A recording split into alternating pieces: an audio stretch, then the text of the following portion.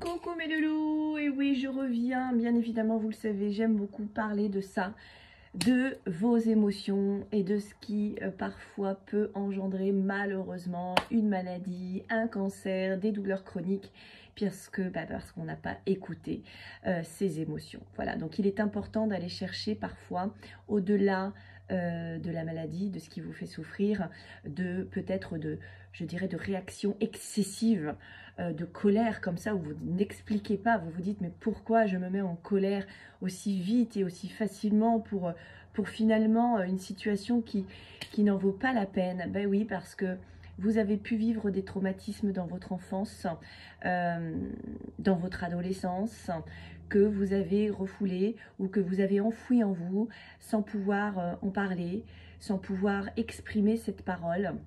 Et du coup, ben, toutes ces émotions qui vous ont touché, vous les avez gardées et au bout d'un moment, eh bien voilà, un conflit de séparation se traduira peut-être par un cancer du sein. Cette colère refoulée longtemps ou cette peur de manquer, eh bien se traduira peut-être par quelque chose au niveau de votre foie, quelque chose, un conflit ou une situation d'abandon, eh bien se traduira peut-être par de l'obésité, ce besoin de compenser un amour que vous n'avez pas eu, une situation qui a été difficile et vécue dans votre enfance. Votre corps va vous parler, votre corps va vous dire au bout d'un moment, stop, moi j'en ai marre de cumuler, j'en ai marre de retenir l'émotion qui vient te toucher et il est temps de la libérer. Alors il se peut que le désordre émotionnel que vous vivez ne soit pas obligatoirement aussi que de cette vie, c'est-à-dire que vous pouvez peut-être avoir fait tout le nécessaire pour être mieux intérieurement. Ça peut être aussi un côté dépressif, hein. Vous avez du mal à ressentir cette joie de vivre, vous bataillez un petit peu toujours dans votre vie pour être heureux ou heureuse, vous avez toujours cette sensation de ne pas trouver le bonheur, de ne pas vous sentir légitime, d'être heureux ou heureuse. Et parfois on a fait le tour, hein, on a travaillé sur soi, on est allé voir pourquoi effectivement certaines émotions étaient restées bloquées, on les a comprises, mais malgré tout, eh bien ça ne change pas. Et vous avez deux possibilités dans ces cas-là. Si vous n'avez pas vécu effectivement de choses traumatisantes dans votre vie actuelle, eh bien dans ces cas-ci, il faut aller voir dans vos vies antérieures, parce que vous n'avez pas que cette vie-ci. Oui, ce serait trop facile, vous avez toutes les vies que vous avez vécues avant ou en parallèle, hein, pour certains spirituels qui ne pensent pas, qui ne croient pas aux vies antérieures, mais plutôt que l'on pourrait vivre des vies en parallèle, qu'on a comme une âme qui pourrait être scindée sur plusieurs plans.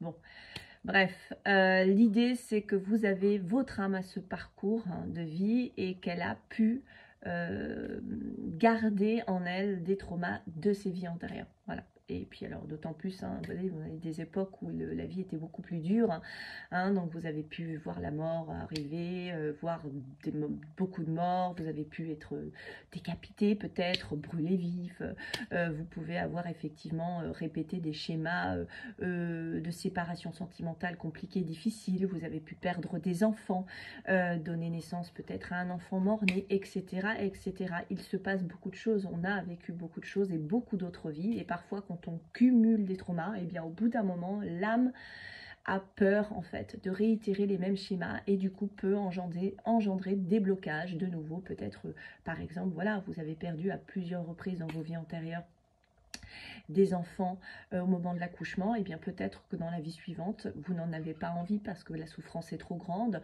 ou vous avez un accouchement très difficile, ou peut-être que vous réitérez encore le schéma parce que votre âme vibre très fort cette peur, peut-être de donner un enfant décédé. Donc vous avez ça, vous avez voilà, c'est cette dynamique de trauma qui peut provenir de vos vies antérieures.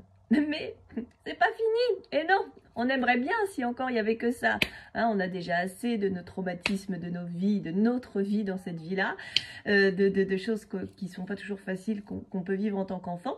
On a donc ces vies antérieures et on a aussi le bagage de vos ancêtres. Voilà, ça c'est vraiment quelque chose que vous devez savoir, c'est que vos ancêtres vous lèguent le positif, bien heureusement, eux et heureusement aussi, hein.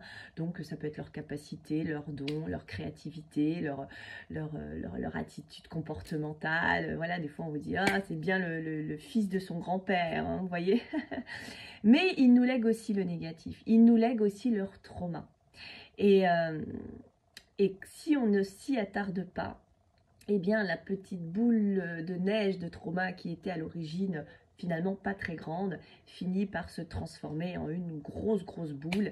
Et quand c'est vous qui récupérez cette grosse boule, eh bien ça peut être vraiment très invalidant, encore une fois. Donc il faut aller chercher effectivement, quand vous avez fait le tour eh bien, de votre vie actuelle, que vous vous rendez compte que vous avez guéri vos émotions et que vous savez très bien là où est le problème, que vous avez peut-être fait un petit tour dans vos vies antérieures et que vous avez effectivement essayé de tenter d'établir pourquoi, et que malgré tout vous continuez à vivre des blocages, hein, ça peut être des blocages relationnels, ça peut être des problèmes d'argent, tout le temps des problèmes d'argent que vous ne comprenez pas. Ça peut être encore une fois hein, cette difficulté effectivement de donner naissance à des enfants. Ça peut être des problématiques, des rancœurs familiales. D'ailleurs c'est la vésicule biliaire qui vous parlera de ça, hein, des rancœurs familiales. Tout ce qui est problème d'héritage et des spoliations par exemple hein, peut se traduire par des problématiques du pancréas. Hein. Le pancréas, on retrouve souvent la chute sociale au niveau du pancréas en psychogénéalogie. C'est le pancréas qui nous parle de ça. Ça peut être une chute réelle aussi, hein, d'accord, qu'un ancêtre qui est tombé de façon, voilà, et voilà, qui a été malheureusement qui est décédé suite à une chute. Mais on nous parle aussi avec le pancréas de la chute sociale.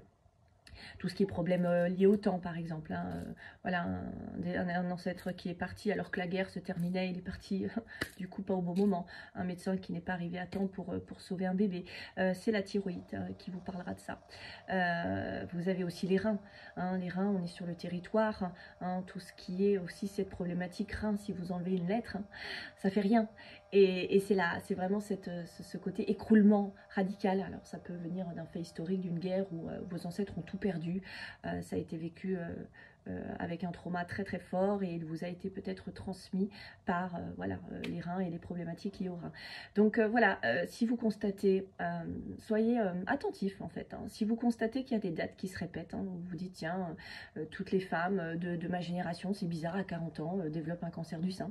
Bon bah là, il faudra peut-être se dire que il y a eu beaucoup d'enfants peut-être décédés ou partis trop tôt, ou est-ce que c'est un mari, ou voilà, il faudra aller enquêter à ce sujet. Si vous avez des dates de naissance en référence avec la date de décès d'un de vos ancêtres, ce n'est pas anodin. Votre prénom n'est pas anodin aussi, il nous parle beaucoup. Votre date de naissance est un livre ouvert. Donc voilà, toutes ces petites choses dont je voulais vous parler aujourd'hui, c'est quelque chose que je peux vous proposer moi en guidance personnelle, mais je travaille aussi sur le plan karmique avec le soin énergétique, c'est-à-dire qu'on va cibler vraiment ensemble votre problématique et on va aller chercher eh bien ce que vous voulez guérir en fait, ce que vous sentez vraiment qui vous bloque aujourd'hui. Alors encore une fois, hein, maladie, etc. L'idée d'aujourd'hui, ce n'est pas bien évidemment de vous dire d'arrêter tous vos traitements médicaux, d'accord. C'est important de les conserver. Si vous avez un cancer, et bien de continuer vos chimios, etc. Mais si vous n'allez pas voir l'ordre émotionnel, si vous n'allez pas comprendre pourquoi, eh bien, je pense que la récupération sera forcément peut-être pas possible ou moindre. Voilà, parce que le maladie, parce que votre corps vous exprime vos blocages et vos traumatismes émotionnels. Il faut aller chercher et c'est bien de compléter ça avec bien évidemment les médicaments, etc. Ça, je n'irai pas contre ce discours, hein, c'est évident. Mais voilà, je vous propose ça à la fois en soins énergétiques, on va chercher ensemble et on va aller libérer effectivement le blocage, et aussi à travers une étude psychogénéalogie, si vous avez l'impression vraiment que ça provient de vos ancêtres, ou plutôt sur le plan karmique et vie antérieure avec un soin énergétique. Voilà, je vous embrasse, prenez soin de vous et je vous dis à très bientôt pour une nouvelle vidéo. Bisous!